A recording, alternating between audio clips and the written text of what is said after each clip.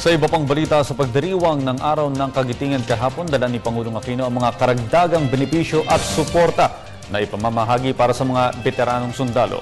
Para sa detalye, balitaan mo kami, Elena Luna.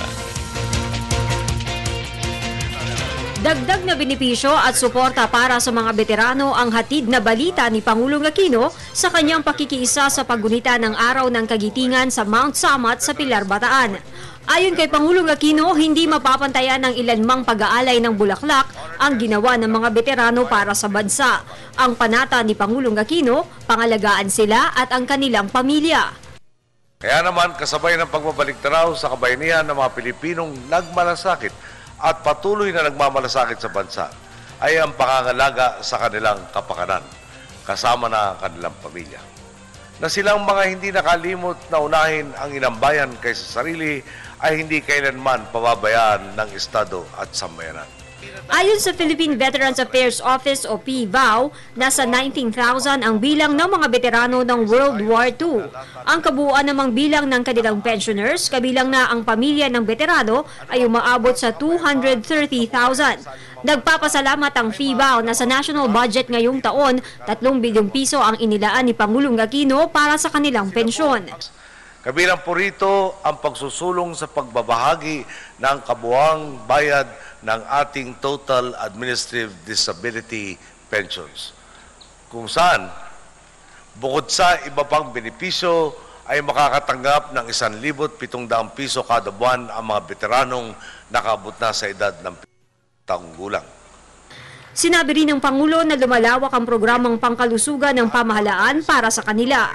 Pagdating naman po sa serbisyo medikal, taon-taon din natin pinapaigting ang pagtuon sa kalusugan ng ating mga kawal.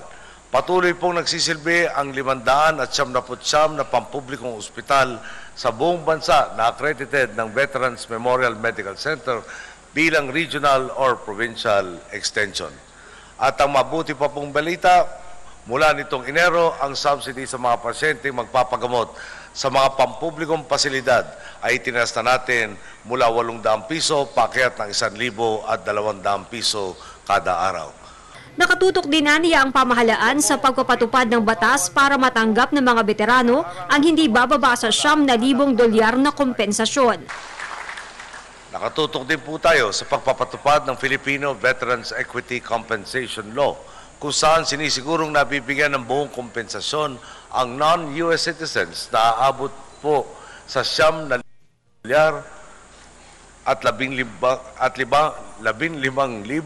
naman para sa mga US citizens.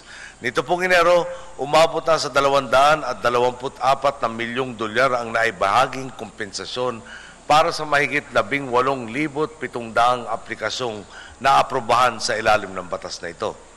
Ipinaalala rin ng Pangulo na ipinagdiriwang sa linggong ito ang Philippine Veterans Week.